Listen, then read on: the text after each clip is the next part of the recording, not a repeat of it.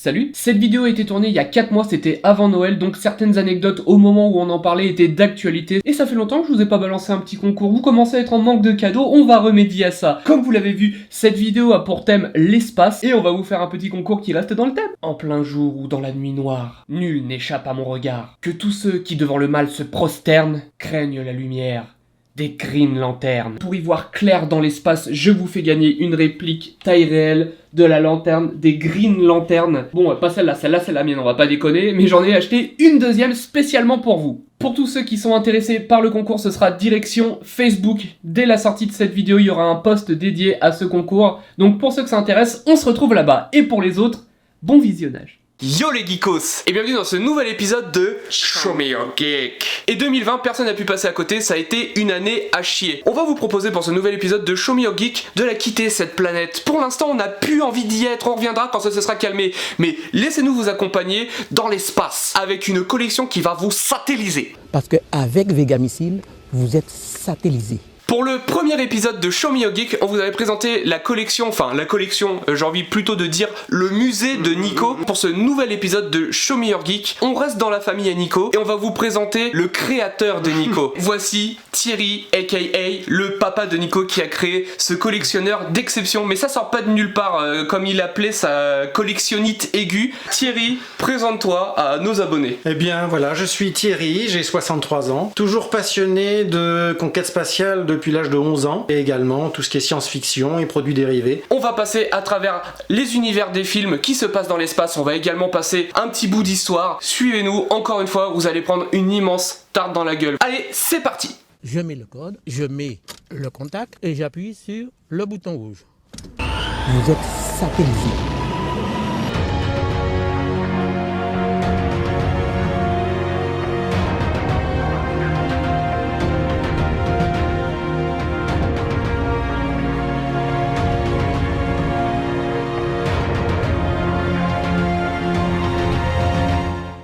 La collection, ça peut être dans le salon, ça peut être dans une chambre, ça peut être dans un bureau, ça peut être dans une pièce aménagée. Et c'est là où ta collection va avoir un avantage comparé aux autres collections que moi personnellement j'ai pu voir. C'est la peinture des murs. Thierry a pas juste laissé les murs blancs ou a pas laissé la moquette de mamie sur les murs pour faire la collection. Il a directement appelé un artiste qui lui a peint tout un pan de mur sur le thème de Star Wars pour coller avec une grosse partie de sa collection qui va être du Star Wars. Eh bien écoutez, ça c'est, je dirais, c'est des fresques qui ont été réalisées par un graffeur qui a beaucoup de talent, qui s'appelle Pierre Marcusi. Il a une société qui s'appelle Shadow. J'ai découvert, je dirais, son talent un peu par hasard et je lui ai demandé si ça l'intéressait de s'éclater un peu dans un univers qui était différent de ce qu'il avait l'habitude de faire. Et là, donc, il m'a fait une fresque de Coruscant et qui est absolument magnifique dans toutes ses couleurs et dont on ne se lasse jamais. On va vous montrer plus en détail le reste de la collection et vous allez voir que les murs font partie de la collection à même titre que la collection en elle-même, ce qui donne une profondeur de dingue. Mais on va vous montrer le reste tout de suite.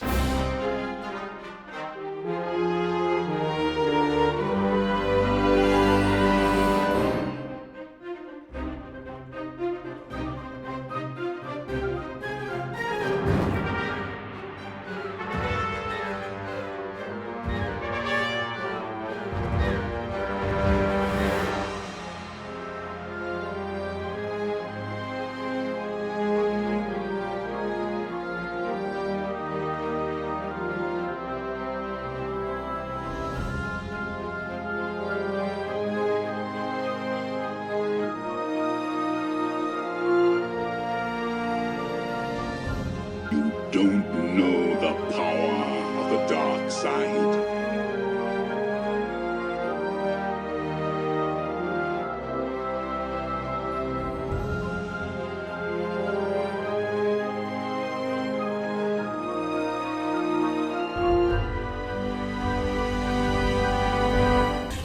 On reprend directement dans la collection Star Wars avec cette première vitrine. T'es pas du genre à collectionner uniquement pour entasser. Tu collectionnes de façon à ce que tous tes jouets, toutes tes pièces, toutes tes figurines fassent une scène. Là, on va être sur une vitrine qui est de la première trilogie, enfin le 4, 5, 6. Chaque alvéole correspond à une scène du film. De toute façon, les blisters ici, ils ne restent pas longtemps, ils sont éclatés et ils sont placés dans les vitrines, histoire de faire justement des dioramas sympas. Et là, la première, c'est l'arrivée de l'empereur, quand il est sur l'étoile noire, là où toutes les armées viennent l'accueillir en même temps que Darth Vader, bien entendu. Donc là, on voit les TIE Fighters derrière, avec un éclairage indirect pour représenter un peu l'étoile noire. Voilà, c'est ça que je voulais vous dire aussi. Il y a un travail d'éclairage en plus de diorama sur ces vitrines-là. T'as fait tout un système toi-même. T'as incrusté directement des lumières que tu contrôles directement par le biais d'un interrupteur ici. D'un interrupteur. Éteint et rallume pour montrer la différence. La luminosité d'une collection joue 50% de la mise en valeur de la collection. Tatooine sans lumière, c'est pas Tatooine. Ah bah non.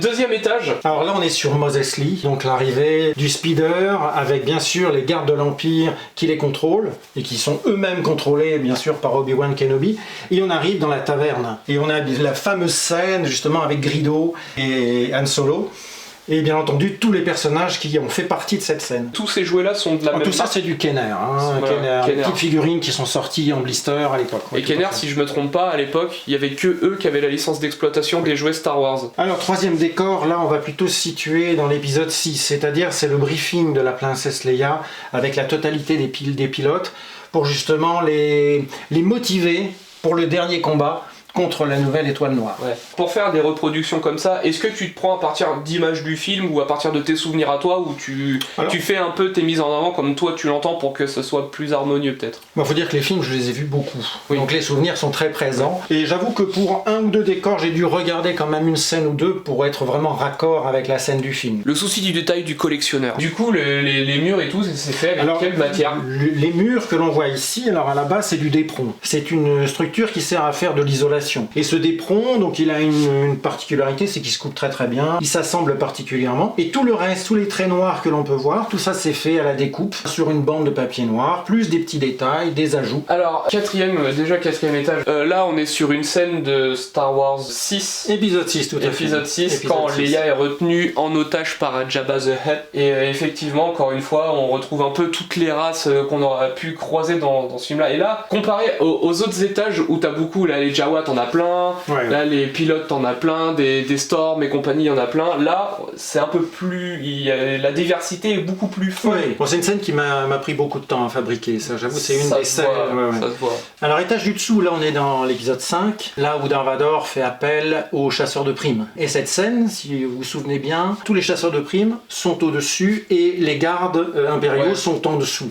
C'est exactement la même chose que j'ai voulu représenter. Et puis pour illustrer le tout, bien sûr, j'ai mis un chasseur taille derrière. Et souci du détail, encore une fois, à chaque fois qu'on avait une scène dans un vaisseau, dans un destroyer, etc., ce qui claque, c'est la pièce très sombre et les petites LED qui clignotent dans tous les Dans sens, tous les touches, sens, etc. voilà. Et tout l'éclairage de la scène vient justement des tableaux de bord, c'est etc. ça. Et dernier étage. Alors le dernier étage, eh bien là on est sur Bespin, avec l'arrivée de Boba Fett, avec son Avec Han Slave Solo, One, ouais. voilà. Et Han Solo en et carbonite. Han Solo en carbonite. Et alors là on a une scène qui est bicolore, donc j'ai joué à cela avec des lentilles de couleur, histoire que d'un côté elle soit vraiment blanche et de l'autre côté rouge. Pour ces étages-là, un peu moins de diorama. Je t'avouerai qu'ici Ah, il y a un peu de tous les personnages. Ouais. C'est-à-dire que dans les figurines ici, enfin dans les différents dioramas, je n'ai pas pu tout faire ce que je souhaitais, manque de place bien entendu, mais il y avait quand même des figurines qui me plaisaient énormément, donc j'ai voulu les garder.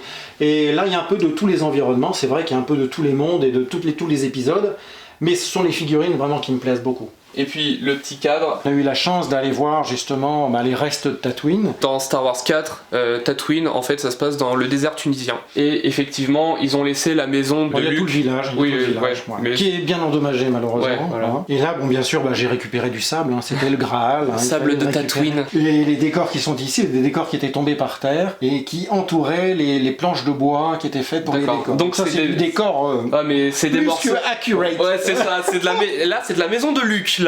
100 grammes de maison de Luke.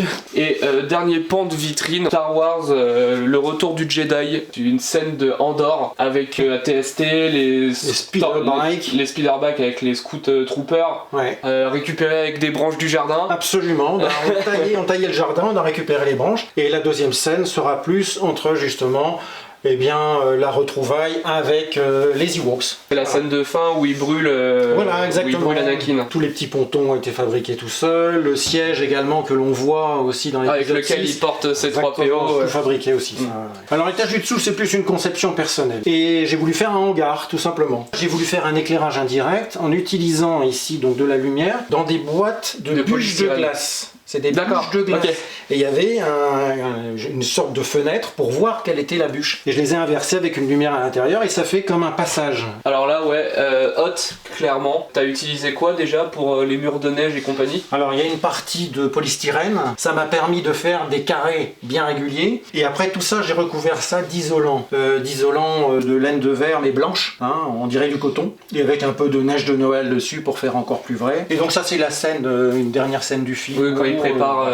Mon Motmar rassemble tous les pilotes pour leur préciser l'étoile noire est à proximité et va bientôt détruire la planète.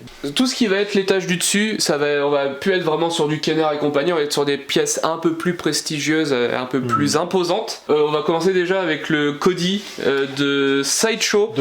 Sideshow font des bustes taille réelle, mais Sideshow ont fait une gamme, il me semble que c'est Legendary Scale Bust. Oui, c'est ça. C'est des bustes en 1/2, c'est la moitié de taille réelle. Et là on a Cody qui reçoit l'ordre de lancer l'ordre 66. Le fameux, ouais. Ce qui déstabilise un peu sur ce genre de pièces, c'est qu'il y a un bras. De manière générale, les bustes, il n'y a jamais de bras. Moi je trouve que ça donne une dimension différente et Et puis il était nécessaire. Hein. Bah, obligatoire, oui. En plus la petite figurine de Palpatine.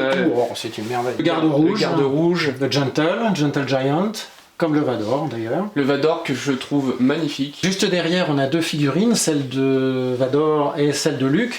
Et ce sont deux figurines originales de 1977. On a le pilote d'AT-AT qui est en Tommy, donc tout en tissu, avec beaux petits accessoires très très jolis. Et puis on a le fameux AT-AT. Alors là, il a une histoire, cet AT-AT. Toute cette collection de personnages de Star Wars, je l'ai faite avec Nico quand il avait entre 4 et 5 ans. Notre Graal, c'était de trouver l'AT-AT. Et on a éclusé les brocantes, comme c'est pas permis. Et on l'a trouvé bien longtemps après, et j'avoue qu'on n'a pas été déçus. On n'a pas réfléchi, on l'a acheté. Une pièce comme ça, d'une collection aussi ancienne, ça coûterait combien Je pense qu'il faut compter dans les 300-400 euros facile. Et ensuite, bah voilà, t'as le C3PO R2. Le C3PO R2. Alors C3PO, il date exactement de 77 comme le Vador et le Luke. Ouais. Et pour rien de cacher, le D2, c'est une bouteille de shampoing. Mais bon, ça fait le job, hein, c'est sympa. C'est ce genre de goodies un peu... non, franchement, ça le fait. Qui craint un peu, mais ça le fait. Non, mais non, ça craint pas, mais justement, on s'y attend pas.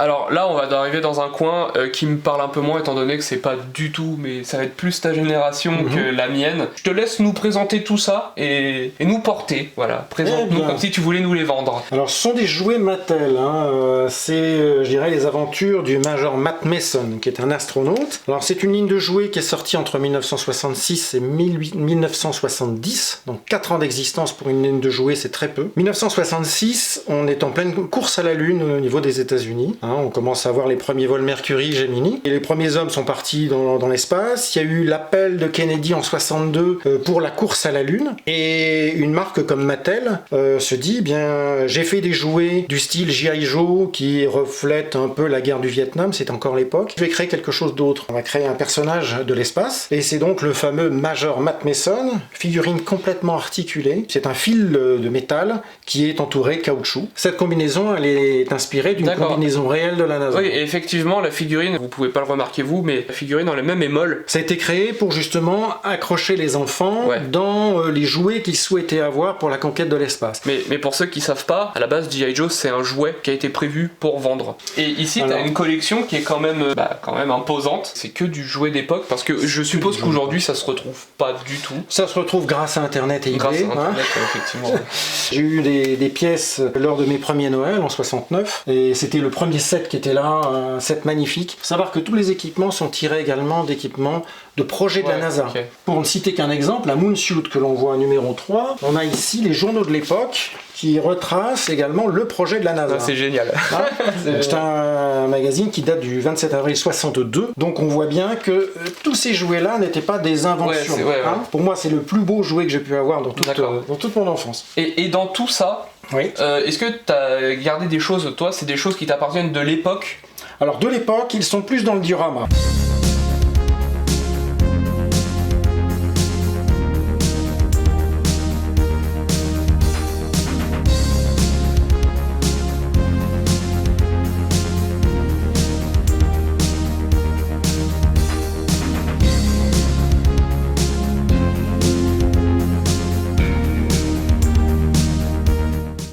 Tu nous as dit que tu avais la collection entière pour ce qui était en loose, et du coup t'en as fait un décor de taré.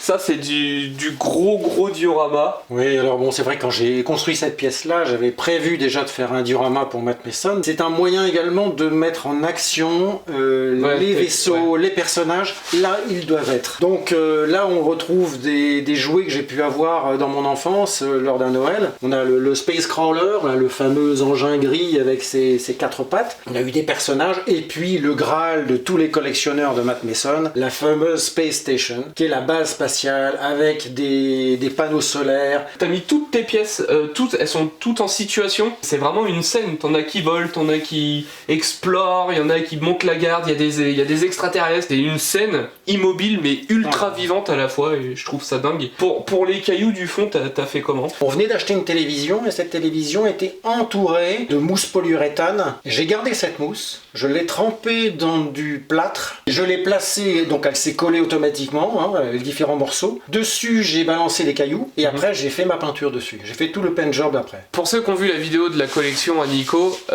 du premier épisode de Show Me Your Geek, à un moment de la vidéo, il nous présente une pièce qui nous disait que t'aimais beaucoup et qu'il voulait également avoir. Et donc c'est un Matt Mason. Il a un petit peu de ta collection aussi chez lui. Il y tenait, ça me fait plaisir qu'il l'ait. Alors une chose également que je voulais te dire au niveau des Matt Mason, c'est que Nico, le fiston, un jour il m'envoie une lettre, il me dit: écoute papa, t'as pas de tatouage, et ben je te propose quelque chose. J'aimerais bien qu'on ait le même tatouage tous les deux. Sur cette figurine, il y a un casque merveilleux avec sa visière, et il a dit on va vraiment se faire un tatouage de ce casque-là. Alors lui il l'a sur le poignet, et moi je l'ai ici.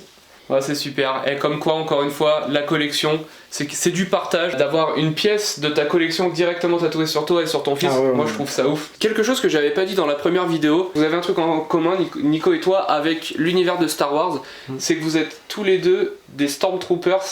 Des Stormtroopers, je m'explique. Il y a une association en France qui s'appelle la 501ème, où vous pouvez vous faire déclarer entre guillemets en tant que Stormtroopers avec un numéro de matricule, avec une armure à vous, à construire vous-même. Que l'on achète par nos soins. On doit être validé pour être accurate avec le film, et ensuite après on participe à certaines manifestations qui permettent à l'association d'être rétribuée et de reverser cet argent à des associations caritatives, très souvent pour les enfants. Que ce soit Thierry, que ce soit Nico, c'est officiellement 2 Stormtroopers. Et la petite histoire, c'est que j'ai un peu initié Nico à Star Wars, je lui fais découvrir ses films, et après c'est lui qui m'a entraîné vers la 501ème, et on a fabriqué nos armures ensemble. Et ça ça c'était merveilleux. Donc toi tu l'as initié et lui t'as perfectionné. C'est une belle histoire de famille, Ouais. c'est un beau retour, je dirais. Ce genre d'histoire, c'est super cool à raconter. Je trouve que c'est même touchant que un film vous rassemble à ce point-là, quoi. C'est super.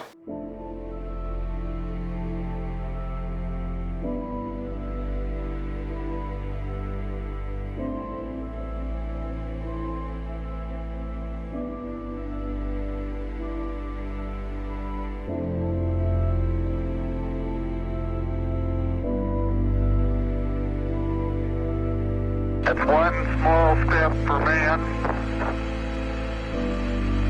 one giant leap for mankind.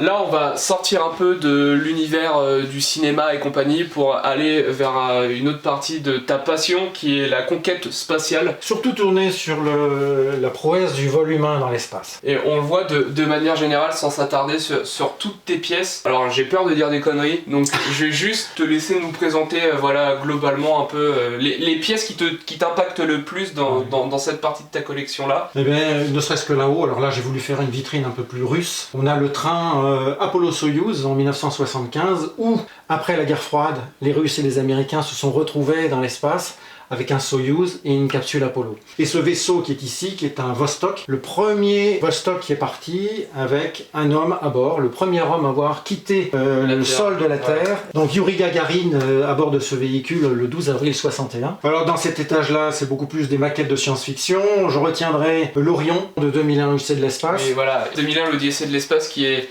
Apparemment, ce que j'ai pu comprendre, ton film de science-fiction favori. Et puis en dessous, une pièce auquel je tiens beaucoup, c'est une pièce que mon frère m'a offert, qui est une pièce d'artiste, avec une inclusion dans de la résine, enfin c'est une splendeur. Et puis bien sûr, le fameux Aigle de Cosmos 1999. Et puis en dessous, c'est des maquettes dont certaines j'ai réalisées récemment. Ce sont des rééditions de très vieilles maquettes. Et elles sont d'un pressage magnifique. Et on arrive à faire de beaux dioramas avec. Alors là, c'est plutôt vraiment, c'est l'origine de ma passion, hein, c'est-à-dire la conquête de l'espace, les vols Apollo, avec bien sûr les prémices des vols Apollo, les capsules Mercury, les capsules Gemini. On a ici un bel ensemble des 3 échelles des capsules. Ça, ce sont des maquettes Coq 3 d'Alan Shepard qui joue au golf sur la Lune, hein, mission Apollo 14. Et ils ont toujours le droit d'emporter un petit objet avec eux. Et lui, il avait emporté un club de golf et il a tiré le merveilleux shot sur la Lune, le plus long shot de sa carrière. En dessous, on a le Lunar Rover, mission Apollo 15, donc la mission très très importante, où on a commencé à faire des conquêtes, des découvertes du site lunaire d'Apollo 15. C'est pour ça que j'étais content de venir ici, moi c'est quelque chose qui me passionne aussi, mais ce qu'on a depuis plusieurs années maintenant, c'est que nous, en tant que simple terrien, on peut quand même avoir un pied un peu dans l'espace et compagnie, et je trouve que moi j'adore. Ce qui n'était pas le cas du temps des vols Apollo, puisque on avait les images par les journaux uniquement. C'est ça. Voilà.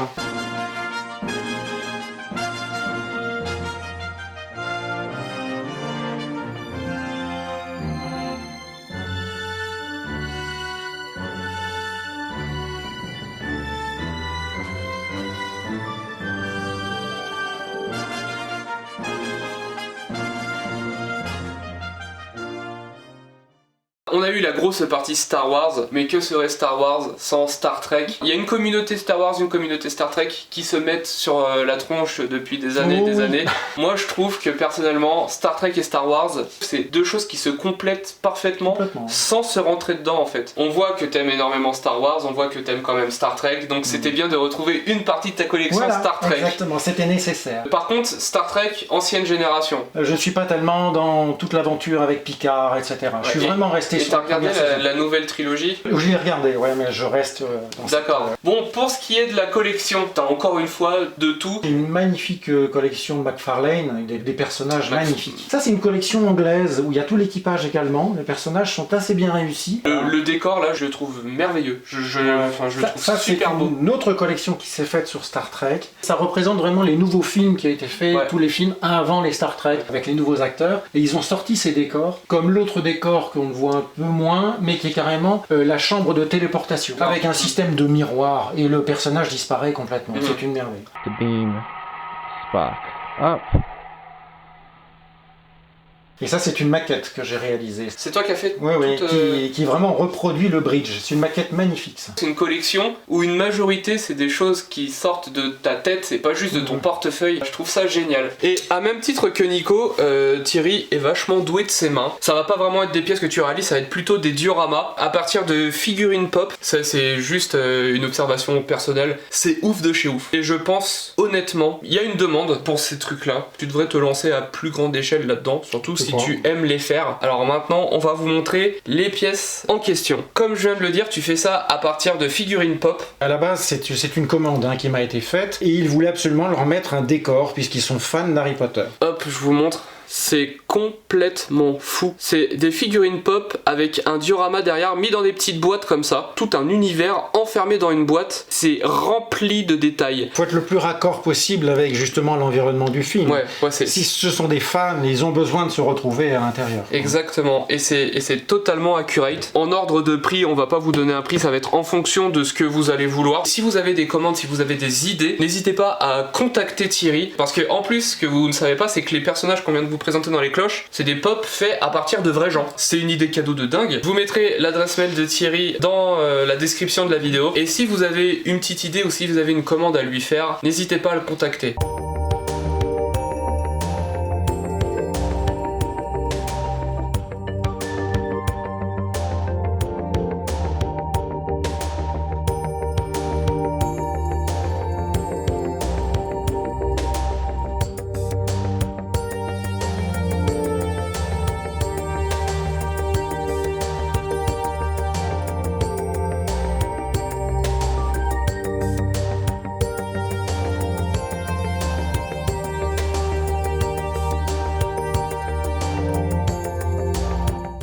Encore une fois, c'est hétéroclite au possible. On va repartir sur du vieux jouet. On va parler d'abord de celui-là parce que ça m'a fait marrer.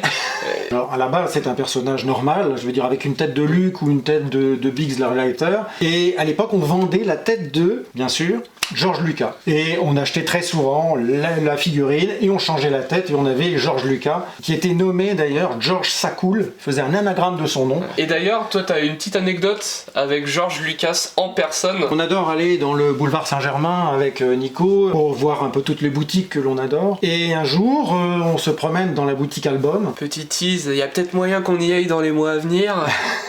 et cette boutique étant toujours très intéressante, nous on aime beaucoup y passer du temps. Et à un moment, Nico vient me chercher, il dit mais il y a George Lucas, il y a George Lucas. Alors je dis oui mais c'est quoi, c'est quelle figurine et tout. Il dit non c'est pas une figurine, c'est le vrai.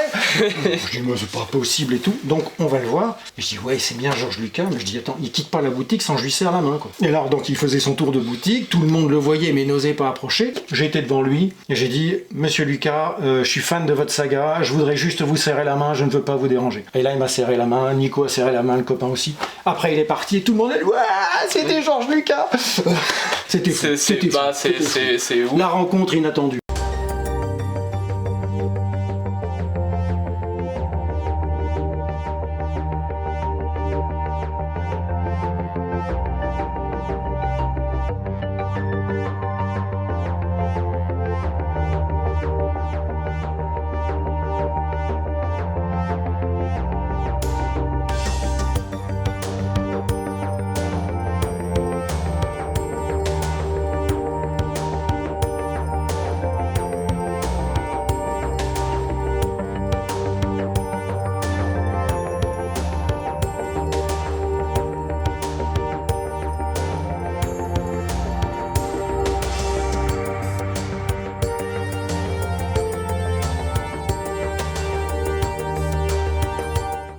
On reprend directement dans le pur et dur avec de la SF. Comme je le disais dans la vidéo de Nico, une collection c'est bien d'avoir des pièces, c'est bien d'avoir des vitrines etc. Mais c'est bien aussi d'avoir des illustrations, d'avoir des cadres pour habiller tout ça. Bon avec la grande peinture vous allez me dire qu'il n'y a pas forcément besoin, mais c'est toujours intéressant d'avoir des pièces signées directement par des acteurs et compagnie. C'est ce que tu as ici, t'as des illustrations, t'as des autographes. J'étais content d'avoir les dédicaces de 2001, Kerr du Léa, et ça c'était quand même assez important pour moi puisque c'est un film que j'adore. Après tu vas voir avoir aussi une dédicace de Leonard Nimoy, Leonard Nimoy, oui. de Dave Prose. Dave Prose, Dave du Prose, coup voilà. c'est d'actualité quand même. Absolument. Malheureusement, c'est quelqu'un qui nous a quitté très récemment. Ouais. Il est interdit de promotion Ouais. par George Lucas. Tout à fait. J'avais vu cette histoire-là. Il jouait le personnage de Dark Vador et du coup, il s'est accroché avec George Lucas et a été interdit de promotion. Donc il a jamais pu se présenter en tant que Dark Vador, alors que ça a été le premier acteur à incarner Dark Dark Vador. Vador. Après, t'as les petits jouets là-bas. Celui-ci qui a énormément de valeur à mes yeux, qui a été fait par mon filleul et qui représente son tonton avec son costume de pilote de la loose. Après, petite vitrine. Ça va être une licence que je ne connais pas. Ça, c'est les Thunderbirds, les Sentinelles de l'air. Et ce sont encore des films d'animation qui ont été créés par Jerry Anderson. Et c'était des petits films qui ont été créés avec toujours des décors. C'est toujours ce que j'ai adoré, des décors faits main. Et ça m'a passionné. Je regardais ça avec des yeux, mais en me disant, mais comment a-t-il fait? Et Voilà. c'est le genre de choses où j'aimerais bien jouer avec. Exactement. C'est comme tous les gosses des années 90 se rappelleront dans C'est pas sorcier. Quand Oui. Jamie commence à tripoter ses maquettes et compagnie, moi j'étais comme un ouf derrière ma télé en mode moi aussi je veux jouer avec les maquettes. En dessous, je suis très content de voir que t'aimes aussi ce qui est typé Ah, science-fiction, horreur. Et ça me fait très plaisir de voir que tu as des pièces de Alien de chez NECA qui font des pièces vraiment très abordables avec un bon réalisme. Et vous pouvez avoir de tout. Il y a du 1 sur 4, du 1 sur 6, du 1 sur 10, du 1 sur 12, etc. Tu vas avoir surtout des pièces de Alien 1 avec tous les membres du Nostromo avec, Voilà. avec le scaphandre et compagnie. Et t'as une petite pièce quand même de Alien 2, c'est Helen Ripley dans son Cargo Power Loader. avec lequel elle tue la reine alien. Voilà. Enfin, elle le chope et elle l'entraîne dans l'espace.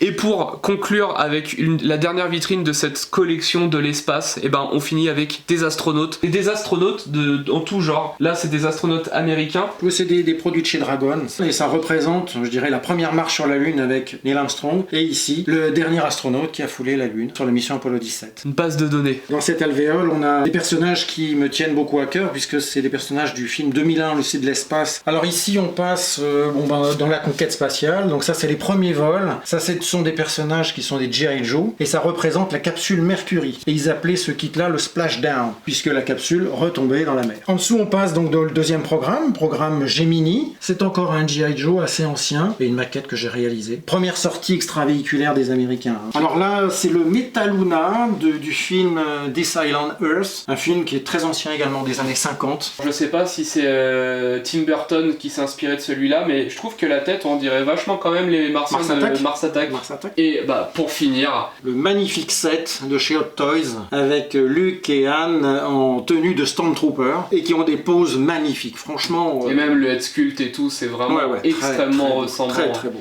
Help me, Obi-Wan Kenobi. You're my only hope.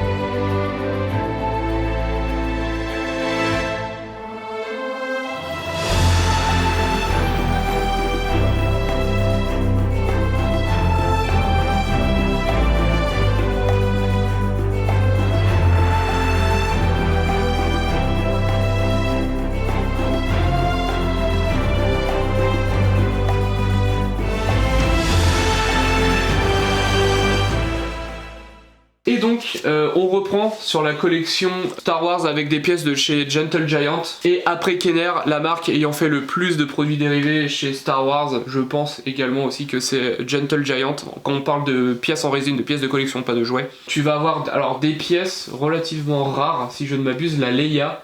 Leia esclave. La ouais. Leia esclave de chez Gentle Giant, elle est pas évidente à trouver du tout. Et à l'époque, voilà, c'était compliqué de faire des Ouais. visages ressemblants. Là je trouve que Carrie Fisher est quand même nettement ressemblant au personnage de manière générale. Encore 2 pièces de chez Gentle Giant qui sont quand même imposantes mine de rien. Vous avez Han Solo et Luke d'une scène du début de Star Wars épisode 6 retour. 5. Alors avant les tom-toms c'était pour voyager sur Hot, maintenant les tom-toms c'est pour nous voyager en voiture. Comme on disait, Gentle Giant ils ont fait beaucoup de pièces sur la licence Star Wars. Là on passe sur toute la gamme de mini-bustes de chez Gentle Giant et t'en as une très grosse partie. Je trouve que l'ensemble fait très très bien. C'est vraiment harmonieux et on retrouve vraiment tout l'univers de Star Wars. Ce que j'ai à reprocher sur ces petits bustes c'est les têtes humaines. Quand on voit Leia par exemple ici, elle est assez loupée. Gentle Giant c'est vraiment une marque qui a fait quelque chose de vachement complet avec la licence Star Wars je trouve. Puis, et les prix ont beaucoup augmenté, les prix ont malheureusement. Ouais. Parce que mine de rien, les pièces qui sortent en ce moment avec la licence Star Wars sont beaucoup moins rares que les pièces qu'on pouvait trouver à l'époque. Une dernière spécificité de cette collection, depuis tout à l'heure on vous montre au niveau du sol, au niveau des armoires et compagnie. Voilà, il y a de la collection, il y a des vitrines, il y a des étagères, il y a des dioramas, il y a vraiment de tout. Mais dans cette collection là, il suffit pas de regarder au niveau du sol, faut savoir aussi lever la tête vers les étoiles.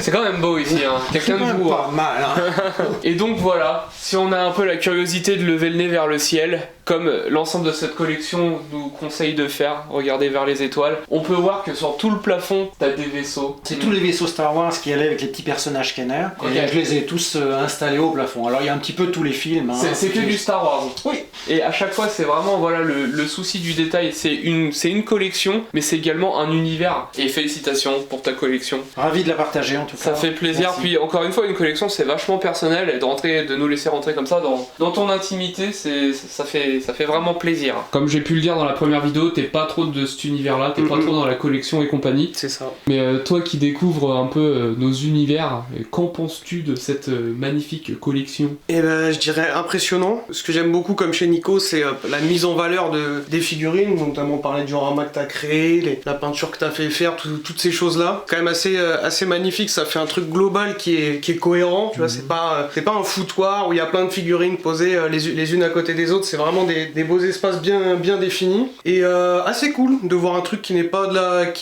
que basé pop culture, surtout voir beaucoup de choses concernant l'espace. Et là, non, de voir qu'il existe également des collectionneurs passionnés et qui aient des magnifiques pièces sur des thèmes qu'on connaît très peu en vrai, hein. Quand on n'est pas passionné, en vrai, très émerveillé et impressionné. C'est beau. Merci. C'est beau et très bien dit.